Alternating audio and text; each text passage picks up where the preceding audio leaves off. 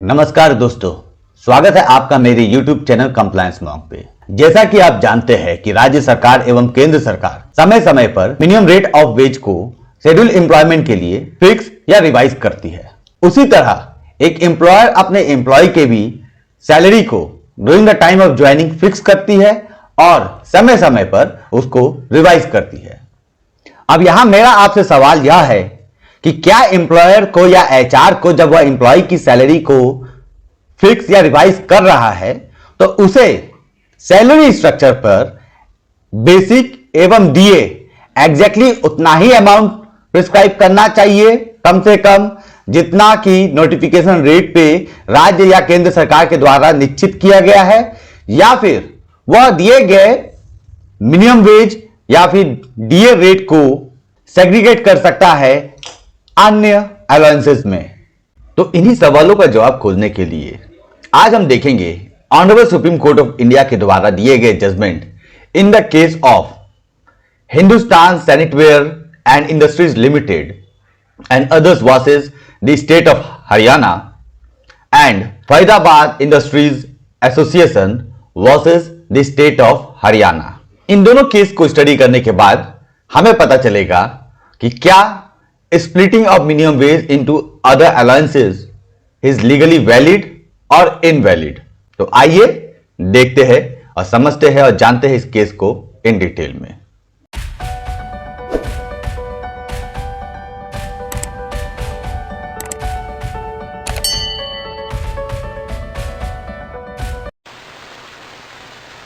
जुलाई 2007 एवं नवंबर 2015 हरियाणा स्टेट के labour department के द्वारा मिनिमम वेज का नोटिफिकेशन रिलीज हुआ, जिसको लेकर हरियाणा स्टेट के इंडस्ट्रीज में कई सारे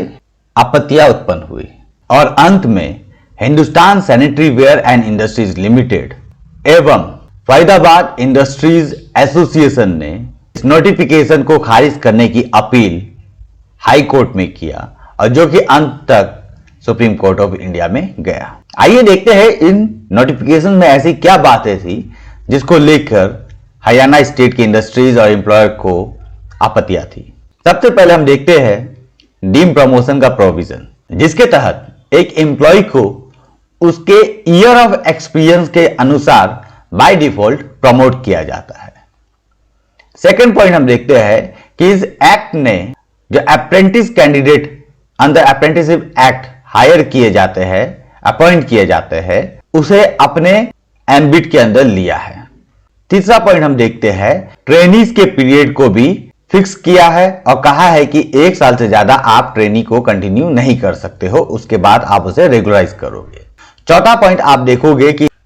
डोमेस्टिक वर्कर एवं सफाई कर्मचारियों को भी शेड्यूल एम्प्लॉयमेंट के कैटेगरी में लिया है। पांचवा पॉइंट हम देखते हैं इस नोटिफिकेशन के तहत जो सिक्योरिटी सुपरवाइजर है, सिक्योरिटी इंचार्ज है या फिर सिक्योरिटी हेड है, उनको भी शेड्यूल एम्प्लॉयमेंट के तहत लिया गया और उनका मिनिमम वेज निर्धारित किया गया। और अंत में जो सबसे बहुमूल्य टॉपिक है इन दोनों नोटिफिकेशंस का, वह यह है कि यहां हरियाणा लेबर डिपार्टमेंट ने अब शब्दों में कहा है कि नोटिफिकेशन निकालती है राज्य सरकार, उसको अन्य अर्निंग कंपोनेंट में सेग्रीगेट नहीं कर सकती है। Means splitting of minimum rate of ways is not permitted. यह एक क्लियर इंस्ट्रक्शन हरियाणा स्टेट के द्वारा दिया गया था। इन्हीं पॉइंट्स को लेकर Hindustan sanitary ware and industries limited एवं फरीदाबाद इंडस्ट्रीज एसोसिएशन ने अपने अपने केस को फाइल किया और honourable supreme court of India के समक्ष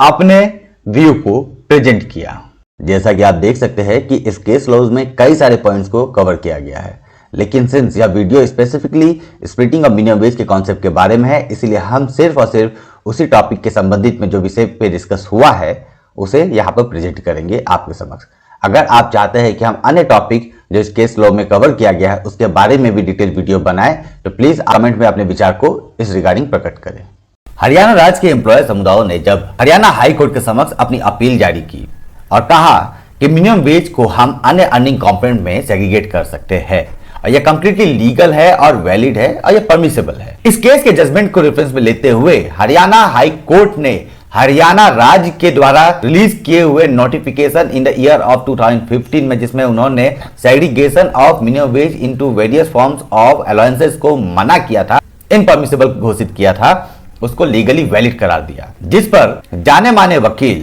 श्री कैलाश वासुदेव ने Hindustan sanitary ware and industries limited का पक्ष रखते हुए यह स्टेटमेंट सबमिट किया कि the government does not have the power to alter the condition of service, contract or settlements between the employer and the employees. And therefore he also said a settlement between the employer and the employees which specify the regulation of wage is the part of the terms of contract between the employers and employee, and the government does not have enough power to alter that. Mr. Vasudev also